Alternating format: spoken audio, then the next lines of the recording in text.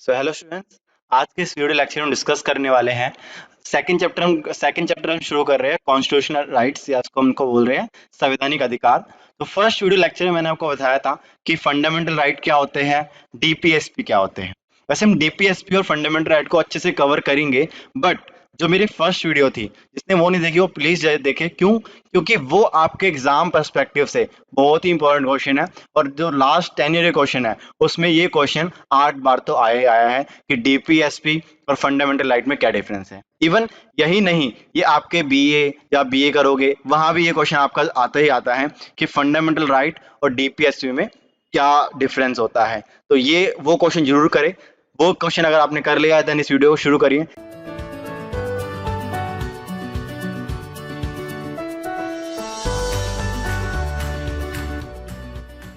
इस वीडियो में हम क्या डिस्कस करने वाले हैं, हम डिस्कस करने वाले हैं कि बिल ऑफ राइट्स क्या था, या इसको हम हिंदी में बोलते हैं अधिकारों घोषणा पत्र क्या है। इससे क्वेश्चन आता है आपका 1 मार्क्स का, ठीक है। और अगला प्रिवेंटिव डिटेंशन, आपको पता लगेगा, इसको हिंदी में बोलते हैं निवारक नजरबंदी, कि सरकार किस तरीके से हमारे अधिकारों को सीमित करती है, ठीक है। या आप अपने वर्ड सुनोगा एक्टिविस्ट। एक्टिविस्ट मतलब क्या होते हैं? जो लोग सरकार की जो नीतियां होती है, पॉलिसीज होती है, उनको क्रिटिसाइज करते हैं। होते बहुत से लोग एक्टिविस्ट होते हैं, तो सरकार उन पर नजर रखती है, उन पर इवन बहुत सारे कठोर एक्शन भी ले जाते हैं, स्ट्रिक्ट एक्शन भी ले जाते हैं। तो सरकार उनके लिए क्या क्या उलूल जुलूल हरकतें करती है वो भी हम डिस्कस करेंगे इसी टॉपिक के अंदर। आइए डिस्कस करते हैं, अपना स्टार्ट करते हैं। Bill of rights. तो बिल ऑफ राइट्स का मतलब होता है, देखो बिल ऑफ राइट्स का जो कॉन्सेप्ट है वो आया था यूएस, जब अमेरिका का संविधान बनाया गया था तब बिल ऑफ राइट्स का इस्तेमाल किया गया था। बिल ऑफ राइट्स में आपको आसान भाषा में बताऊं, वो अधिकार जो संविधान द्वारा सुरक्षित होते हैं, प्रोटेक्ट होते हैं, उन्हीं को बोला जाता है बिल ऑफ राइट। हमारे हमारे संविधान ने किन अधिकारों को प्रोटेक्ट किया है? तो मैंने आपको लास्ट बताया था फंडामेंटल राइट। जो हमारे फंडामेंटल राइट है, ये इनको हम बिल ऑफ राइट्स भी कह सकते हैं, क्योंकि इनको हमारा कॉन्स्टिट्यूशन जो है वो प्रोटेक्ट करता है।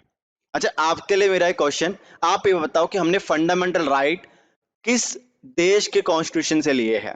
ये मैंने आपको बताया था, लास्ट क्लास में भी बताया था मैंने, और इवन मैंने जब आपको बता रहा था कि हमारा कॉन्स्टिट्यूशन बोरोड कॉन्स्टिट्यूशन है, उसमें भी मैंने आपको ये चीज बताई थी। तो आप मुझे बताओ कि फंडामेंटल राइट हमने किस कंट्री से लिए हैं। ओके, तो समझ आ गया बिल ऑफ राइट्स क्या है, कि वो अधिकार जो संविधान द्वारा सुरक्षित होते हैं, प्रोटेक्ट होते हैं। मतलब अगर उनका वोलेशन होता है, यदि उनका उल्लंघन होता है, तो हम सीधा सुप्रीम कोर्ट या हाई कोर्ट जा सकते हैं, ठीक है। अब सुप्रीम कोर्ट किसके तहत जा सकते हैं वो हम फर्दर डिस्कस करेंगे आने वाले चैप्टर, आप भी लेक्चर्स में हम डिस्कस करेंगे उसको भी अच्छे से। ओके, देखो, तो बेसिकली अधिकारों घोषणा पत्र ध्यान रखना इंपॉर्टेंट टॉपिक है आपके लिए, तो 1 मार्क्स का क्वेश्चन इससे आता है। मैं आपको एग्जांपल देता हूं, मान लो मैंने आपको लास्ट क्लास में बताया था कि मान लो कोई एक व्यक्ति है, वो एक एससी कास्ट से बिलोंग करता है, उसकी कास्ट थोड़ी छोटी कास्ट से बिलोंग करता है वो, और उसको स्कूल से निकाल, उसको टीचर, वो टीचर था है, और उसे स्कूल से निकाल दिया गया क्योंकि उसकी कास्ट नीची थी और उसका डिस्क्रिमिनेशन होता था, छुआछूत होती थी। तो वो व्यक्ति सुप्रीम कोर्ट में डायरेक्ट जा सकता है, क्योंकि उसका फंडामेंटल राइट है, राइट टू इक्विटी, ठीक है। उसको इक्वलिटी का अधिकार है, वो बोल सकता है कि जी मेरे पास सब मेरे साथ भेदभाव हो रहा है, कहीं ना कहीं मेरे साथ छुआछूत हो रही है, तो मुझे आप दोबारा से नौकरी में रखिए, देन उस स्कूल के खिलाफ फिर कार्रवाई की जा सकती है। जितने हमारे फंडामेंटल राइट है वो सब प्रोटेक्टेड है। ओके, अच्छा एक चीज और ये ध्यान रखना, जो अधिकार हमें दिए गए हैं ना संविधान के द्वारा, हर किसी के ऊपर एक वर्ड है रीजनेबल रिस्ट्रिक्शन। रीजनेबल रिस्ट्रिक्शन का मतलब होता है कि कुछ प्रतिबंध उस पर लगाए गए हैं।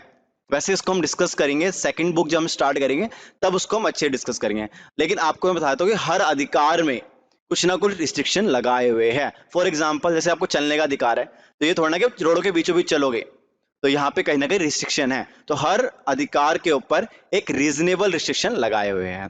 अंडरस्टैंड, समझ आ गया? ओके, बहुत अच्छा। तो आप मुझे क्वेश्चन का आंसर जरूर दे, दोबारा रिपीट कर रहा हूँ कि फंडामेंटल राइट हमने किस कॉन्स्टिट्यूशन से लिए है, आप मुझे कमेंट बॉक्स में इसका आंसर दीजिए। अगला क्वेश्चन आपसे पूछ सकता है प्रिवेंटिव डिटेंशन।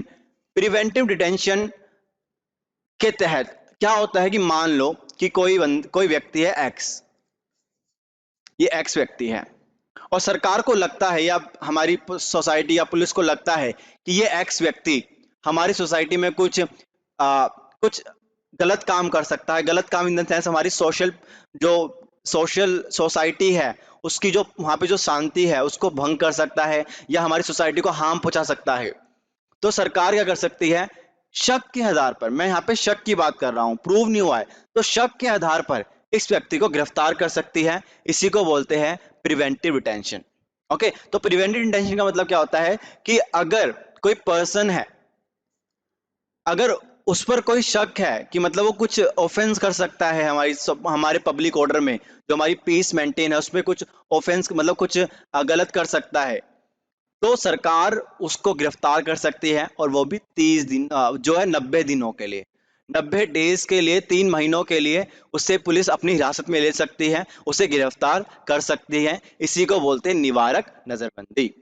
ओके, तो निवारक नजरबंदी, आई रिपीट अगेन, निवारक नजरबंदी क्या है कि पुलिस अगर किसी व्यक्ति को शक के आधार पर गिरफ्तार करते कि वो व्यक्ति कि हमारी जो पब्लिक ऑर्डर है उसको ऑफेंस कर सकता है, उसे नुकसान पहुंचा सकता है, तो पुलिस उसको शक के आधार पर 90 दिनों तक गिरफ्तार कर सकती है। और इवन उसके पास जो एक मुजरिम के अधिकार होते हैं वो भी नहीं दिए जाएंगे, मतलब वो उसको ऐसा नहीं है कि मजिस्ट्रेट के सामने पेश करना है, नहीं, आपको पता होगा कि अगर पुलिस किसी व्यक्ति को गिरफ्तार करती है, अरेस्ट करती है, तो 24 घंटे के अंदर उसको मजिस्ट्रेट के सामने पेश करना पड़ता है, लेकिन इस केस में ऐसा नहीं होता।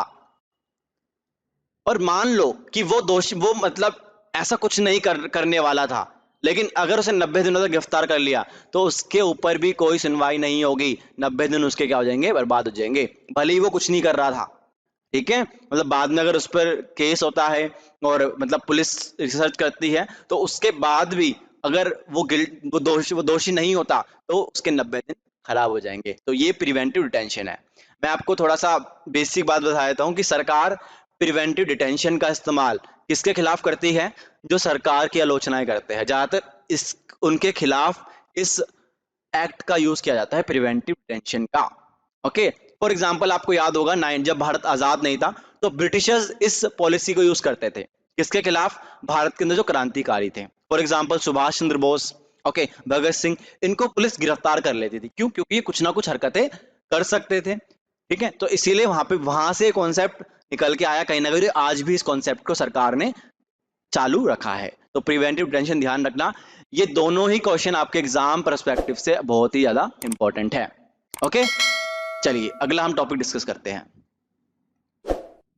अगला टॉपिक है फंडामेंटल राइट। फंडामेंटल राइट मैंने आपको बताया था कि हमारे संविधान के किस में है, पार्ट 3 में है। ये कहां से कहां तक, आर्टिकल 12 से लेकर आर्टिकल 35 तक, ये आपको ध्यान रखना है। और आपको मुझे क्वेश्चन का क्या आंसर देना है कि हमने फंडामेंटल राइट किस कंट्री से लिए हैं, किस कंट्री से बोरोड किया, ये आप मुझे बताओगे।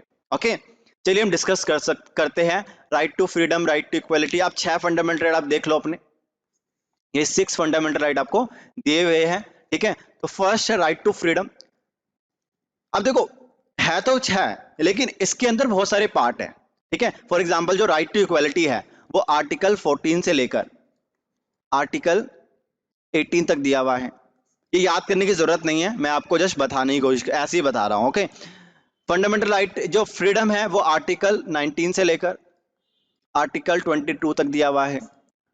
तो कहने का मेरा मतलब, जैसे कॉन्स्टिट्यूशन रेमेडीज है, ये आर्टिकल 32 है हमारा, तो ये कम से कम ये 3 तो आप ध्यान रखो कम से कम, कि right to freedom, right to equity और ये राइट टू कॉन्स्टिट्यूशन रेमेडीज, ये 3 अगर इन तीनों का आर्टिकल बता तो बहुत अच्छी बात है। ओके, मैं आपको राइट टू इक्विटी पहले समझाता हूँ कि राइट टू इक्विटी क्या है। देखो, ये इमेज देखो, ये बहुत ही बढ़िया इमेज है। इक्वालिटी, हमारे संविधान में कहीं भी इक्वालिटी वर्ड का यूज नहीं किया गया। हमारे कॉन्स्टिट्यूशन ने कौन सा वर्ड यूज किया, हमारे कॉन्स्टिट्यूशन यूज किया है इक्विटी। इक्विटी मतलब जिसको जितना चाहिए उतना दीजिए, ये नहीं कि सबको इक्वल दीजिए। देखो यहाँ पे इंसान है, क्या इसे इस बॉक्स की जरूरत है, नहीं, ठीक है, इसे एक बॉक्स की जरूरत है, इसे एक बॉक्स दिया जाए, इसको 2 बॉक्स दिए तो 2 बॉक्स दिए जाए। तो इक्वालिटी नहीं करनी है, हमें क्या करनी है, इक्विटी करनी है। अंडरस्टैंड। मान लो मैं आपको एग्जांपल देता हूं कि 2 फैमिली है, सरकार कहती है कि हम आपकी सैलरी से 10% टैक्स लेंगे। फॉर एग्जाम्पल मैं आपको एग्जाम्पल दे रहा हूं, एक फैमिली जो है वो कमा रही है 1 लाख रुपए और दूसरी फैमिली कमा रही है 10,000 रुपए। तो अगर हम 10% निकाले तो बेसिकली जो 1 लाख वाली कंट्री है, इनकी सैलरी कितनी बची, इनकी सैलरी बची 90,000, और वही इनकी सैलरी कितनी बची, इनकी सैलरी बची 9,000। तो जो ये वाला जो बी वाला जो हाउस है, इसको 10% जो टैक्स देना पड़ेगा वो काफी ज्यादा इसके लिए खतरनाक होगा, क्योंकि कहीं ना कहीं इसकी जो इनकी जो इनकम है वो वैसे ही क्या है, कम है। तो यहाँ पे क्या इक्वालिटी का रूल हम लागू कर सकते हैं? नहीं कर सकते, क्योंकि यहाँ पे इक्वालिटी है ही नहीं। इसकी सैलरी ज्यादा है, इसकी सैलरी कम है, तो यहाँ पे क्या यूज करी जाएगी? इक्विटी यूज की जाएगी। इक्विटी का क्या होगा कि अब 10% नहीं होगी, जिसकी सैलरी ज्यादा है वो कितनी देगा? वो 20% देगा, और जिसकी सैलरी कम है वो 5% देगा। तो इस तरीके से इक्विटी काम करती है कि जो जिसके काबिल है उसको उतना दिया जाए। ये उम्मीद करता हूं आपको समझ आ गया। तो हमारे कॉन्स्टिट्यूशन में इक्वालिटी नहीं है, इक्विटी है। इस एग्जाम्पल से आप समझ सकते हो। वैसे यही मैंने आपको एग्जाम्पल दे दिया कि जो ये 1000 रुपए इसकी फैमिली से कम हुए ना, तो ये इनको काफी ज्यादा बहुत महंगे पड़ेंगे, और इनके लिए जो 10,000 रुपए वो इनके लिए इतना ज्यादा फर्क नहीं पड़ेगा। ठीक है, फर्क तो पड़ेगा लेकिन इतना नहीं पड़ेगा। ओके, तो मैं ये आपको समझाने की कोशिश कर रहा था। हमारे संविधान में क्या है? राइट टू इक्विटी, इक्विटी का अधिकार है। और कहां से कहां तक है? वो यहां से आपका 14 से लेकर 18 तक है। ओके, ये आप आई होप आपको समझ आ गया होगा। चलिए, तो हमारे संविधान में राइट टू इक्विटी दिया गया है। इसमें क्या क्या प्रोविजन रखे गए? इसमें लिखा गया rule of law. Rule of law, कानून के सामने सभी समान है, सारे बराबर है, इक्वल है, कोई बड़ा नहीं कोई छोटा नहीं। अगर आपने जुर्म किया है तो आपको बराबर सजा मिलेगी। तो ये राइट टू इक्विटी के अंदर है। और क्या बातें बोली गई है? और बातें बोली गई है कि सभी किसी भी कास्ट, जेंडर, रिलीजन के आधार पर कोई भी डिस्क्रिमिनेशन नहीं किया जाएगा। चाहे आप प्रधानमंत्री के बेटे हो, चाहे राजा के बेटे हो, चाहे किसके बेटे हो, आपके साथ ट्रीटमेंट क्या होगा? बिल्कुल इक्वल होगा। ओके, तो ये राइट टू इक्विटी के अंदर है। अच्छा, एक बात ध्यान रखना, मैं यहाँ पे 11th क्लास के लेवल का ही पढ़ा रहा हूँ, ज्यादा एडवांस नहीं पढ़ा रहा हूँ। उसके पीछे रीजन ये है कि आपके सिलेबस में इतना ही आपसे पूछा जाता है। ठीक है, तो ध्यान रखना। तो यहाँ पे हमारे क्या दिया गया कि किसी भी कास्ट, जेंडर, रिलीजन के आधार पर कोई भी डिस्क्रिमिनेशन नहीं होगा। ये भी राइट टू इक्विटी के अंदर है। और title, abolish of title. Title मतलब उपाधि दी जाती थी पहले, जैसे कि पहले बोलते थे ना सूबेदार हो गया, राजा जी राज हो गया, तो ऐसी उपाधि दी थी सबको। लेकिन आज की डेट में कोई भी टाइटल नहीं दिया जाता। बट दो केस ऐसे हैं जहां पे टाइटल दिया जाता है। एक है आपकी आर्मी, आर्मी में टाइटल होते हैं, जैसे लेफ्टिनेंट हो गया, ठीक है, कर्नल हो गया, ब्रिगेडियर हो गया, वो आर्मी में दिए जाते हैं। और सेकंड एजुकेशन, एजुकेशन में टाइटल दिए जाते हैं। जैसे आप पीएचडी कर लो, देन उसके बाद आपको क्या मिलती है? डॉक्टर की टाइटल मिलता है। तो यहाँ पे तब टाइटल मिलता है आज की डेट में। तो पहले जो सरकार, वो राजा था, जिस मर्जी को टाइटल दे देता था, लेकिन आज की डेट में ऐसा नहीं होता है। ठीक है, तो ये टाइटल, जो हमने टाइटल भी कहीं ना कहीं अबोलिश कर दिए हैं, वो सिर्फ लोगों की काबिलियत के अनुसार उनको टाइटल दिए जाते हैं। ओके, तो ये ध्यान रखना। तो इक्विटी का अगर आपसे पूछे तो आप बताओगे कि किसी की कास्ट, रिलीजन, जेंडर के बेस पर किसी से डिस्क्रिमिनेशन नहीं करना, यही इक्विटी होती है। ठीक है, ये आप ध्यान रख सकते हो। अब बात करें right to freedom. Right to freedom का मतलब होता है कि आप अपना एक ऑर्गेनाइजेशन बना सकते हो, अपना एक संगठन बना सकते हो। ठीक है, आप इलेक्शन में खड़े हो सकते हो, आपके पास अधिकार है, आप चल सकते हो, आप बोल सकते हो, अपने विचारों को प्रकट कर सकते हो, मतलब फ्रीडम टू एक्सप्रेशन। आप देखोगे न्यूज़पेपर के माध्यम से आप अपने विचारों को रख सकते हो। ठीक है, सरकार को क्रिटिसाइज कर सकते हो। जिस देश के अंदर सरकार को क्रिटिसाइज नहीं किया जाता, वो उस देश में डेमोक्रेसी कभी नहीं आ सकती, ये ध्यान रखना। लेकिन हमारे देश के अंदर right to freedom of expression है। हमारे देश में फुल अधिकार है कि आप सरकार की पॉलिसीज को क्रिटिसाइज कर सकते हो। ये कहीं ना कहीं हमारे कॉन्स्टिट्यूशन को और मजबूत करता है। ओके, तो ये भी ध्यान रखना। तो फ्रीडम के अंदर आता है ये। और फ्रीडम के अंदर क्या आता है कि राइट टू लीव, सबसे इंपॉर्टेंट। अगर आपसे पूछा जाए कि आपके संविधान, आपके हमारे संविधान में सबसे इंपॉर्टेंट आर्टिकल कौन सा है, तो आर्टिकल 21। तो आर्टिकल 21 सबसे इंपॉर्टेंट आर्टिकल है हमारे देश के अंदर, क्योंकि इसके तहत हमें क्या राइट मिलता है? इसके तहत हमें मिलता है राइट टू लिव, कि जीवन जीने की स्वतंत्रता होती है, राइट टू लिव होता है। ठीक है, तो ये ध्यान रखना कि लाइफ है, कि अगर कोई आपको मारते हैं उसके खिलाफ कंप्लेंट की जा सकती है। ओके, तो ये आप ध्यान रख सकते हो। फ्रीडम के अंदर ये भी है कि एजुकेशन का राइट होता है। इसको 6 to 14 ईयर के लोगों को कंपलसरी है। जो 6 to 14 और ओल्ड के चाइल्ड है, उनको एजुकेशन कंपलसरी है। उनको उनके पेरेंट्स भी नहीं रोक सकते एजुकेशन लेने से, और फ्री एजुकेशन दी जाएगी, फ्री हेल्थ और फ्री खाना भी उनको दिया जाएगा 6 to 14 ईयर के। तो ये भी किसके अंदर आता है? फ्रीडम के अंदर ही आता है। ओके, तो ये भी ध्यान रखना, फ्रीडम का मतलब कि मतलब कहीं ना कहीं आपको अधिकार है इन सब चीजों के लिए। Right to against exploitation. Exploitation का मतलब होता है, जैसे आपने सुना होगा चाइल्ड लेबर के बारे में। चाइल्ड लेबर बोले तो कि मतलब छोटे छोटे बच्चों से मजदूरी करवाना, ठीक है, उनको बंधुआ मजदूरी करवाना, ठीक है, जबकि उनकी उम्र एज क्या होती है, पढ़ने की होती है, लेकिन फिर भी उनसे मजदूरी करवाना। आपको ये बात पता होगी कि 14 ईयर से जो कम के बच्चे होते हैं उनसे चाइल्ड लेबर नहीं कराया जा सकता। ओके, अगर ऐसा कराता तो वो इलीगल है, गैर कानूनी है, उनके खिलाफ केस दर्ज कराया जाएगा। और इवन बंधुआ मजदूरी, बंधुआ मजदूरी मतलब होता है कि बहुत से लोग इंसानों को खरीद लेते हैं, उसको बोलते हैं हम कहीं ना कहीं देह व्यापार बोलते हैं, ठीक है।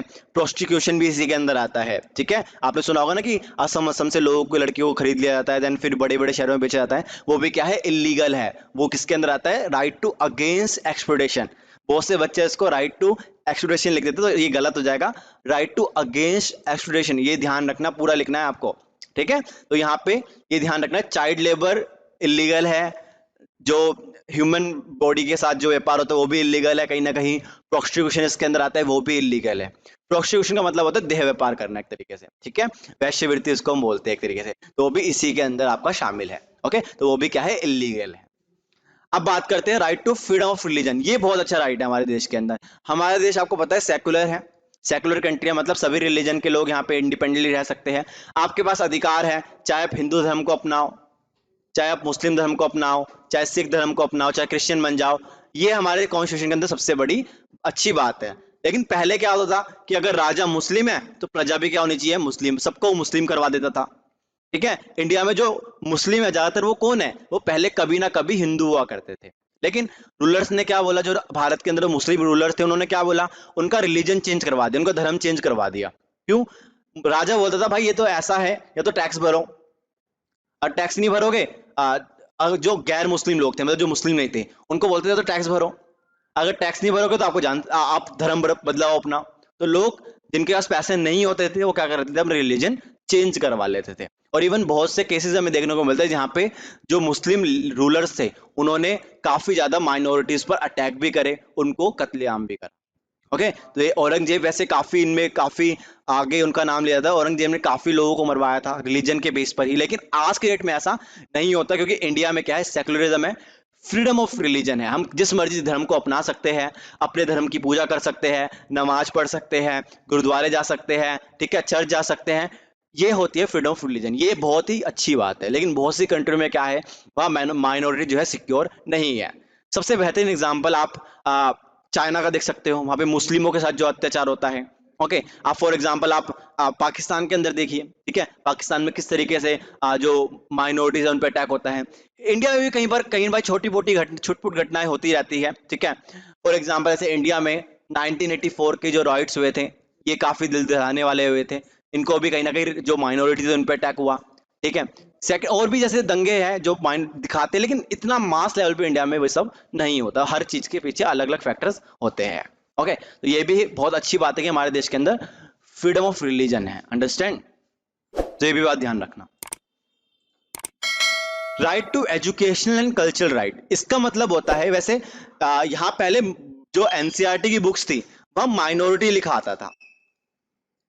माइनॉरिटी मतलब जो संख्या में कम होते हैं, बताया था ना, तो वर्ड मैंने, एक होता है मेजोरिटी और एक होता है माइनॉरिटी। मेजोरिटी मतलब संख्या में ज्यादा है, और माइनॉरिटी मतलब संख्या में जो कम है। तो सरकार ने माइनॉरिटीज को अधिकार दे रखा है कि वो अपने एजुकेशन सेंटर खोल सकते हैं, अपने कल्चर को प्रमोट कर सकते हैं, कोई भी उन पर रिस्ट्रिक्शन नहीं लगाई जाएगी, कोई भी उन पर प्रतिबंध नहीं लगाया जाएगा। तो यही क्या है, right to educational cultural right. For example आपने सुना होगा मदरसे, मदरसे कहाँ होते हैं, मदरसे मुस्लिम्स लोग खोलते हैं बेसिकली, वहां पे उनको टीचिंग दी जाती है। ओके, मुस्लिम इस्लाम मतलब उर्दू सिखाई जाती है। सिख लोग गुरुद्वारे में लोगों को मतलब अपने सिखों को पंजाबी पढ़ाते हैं, सिखाते हैं, तो ये उनको अधिकार है। ओके, ये ध्यान रखना। अगला जो सबसे इंपॉर्टेंट फंडामेंटल राइट है, आपसे क्वेश्चन आ सकता है कि बताइए सबसे इंपॉर्टेंट फंडामेंटल राइट क्या है, तो आप बताओगे constitutional remedies. By, constitutional remedies एक ऐसा अधिकार है जिसके तहत हमारे जितने भी फंडामेंटल राइट है, पांचों के पांच फंडामेंटल राइट है, इनको प्रोटेक्शन दी जाती है, इनको सिक्योरिटी दी जाती है। इसीलिए कॉन्स्टिट्यूशनल रेमेडी सबसे इंपॉर्टेंट है। इसको हिंदी में क्या बोलते हैं, संवैधानिक उपचारों का अधिकार। ओके, राइट टू फ्रीडम मतलब स्वतंत्र, स्वतंत्रता, ठीक है, स्वतंत्रता का अधिकार, समानता का अधिकार, शोषण के विरुद्ध अधिकार, धार्मिक स्वतंत्रता का अधिकार, ठीक है, शैक्षिक और सांस्कृतिक अधिकार, और लास्ट क्या हो गया आपका, संवैधानिक उपचारों का अधिकार। संवैधानिक उपचारों का अधिकार का मतलब क्या हो गया कि संवैधानिक उपचारों का अधिकार हमारे जितने भी फंडामेंटल राइट है इनको प्रोटेक्ट करता है, इनको सिक्योरिटी देता है। इसीलिए कॉन्स्टिट्यूशन रेमेडीज सबसे इंपॉर्टेंट फंडामेंटल राइट है, और ये आर्टिकल 32 में है, और ये बोलता है कि अगर इनमें से किसी भी फंडामेंटल राइट का वोलेशन होता है तो हम डायरेक्ट कहां जा सकते हैं, सुप्रीम कोर्ट जा सकते हैं। सुप्रीम कोर्ट इस पे सुनवाई करेगा और हमें हमारे अधिकार सिक्योर करेगा। तो ये बहुत ही इंपॉर्टेंट है, और इसके लिए सुप्रीम कोर्ट क्या कर सकता है, सुप्रीम कोर्ट इसके लिए रिट जारी कर सकता है। अब रिट क्या होते हैं वो हम नेक्स्ट वीडियो में डिस्कस करेंगे, ठीक है। उसमें हम देखेंगे कि किस किस रिट के द्वारा सुप्रीम कोर्ट हमारे जो फंडामेंटल राइट है उनको प्रोटेक्ट करता है। तो आज के लिए इतना ही, आई होप आपको समझ आ गया होगा। प्लीज कमेंट आप मुझे बताएं, अगर आपकी कोई इंक्वायरी हो कमेंट में मुझे बताएं, ठीक है। कोई डाउट हो मुझे आप पूछ सकते हैं, मैं आपका आंसर जरूर करूंगा, ठीक है। आज के लिए इतना ही, thank you for watching this video.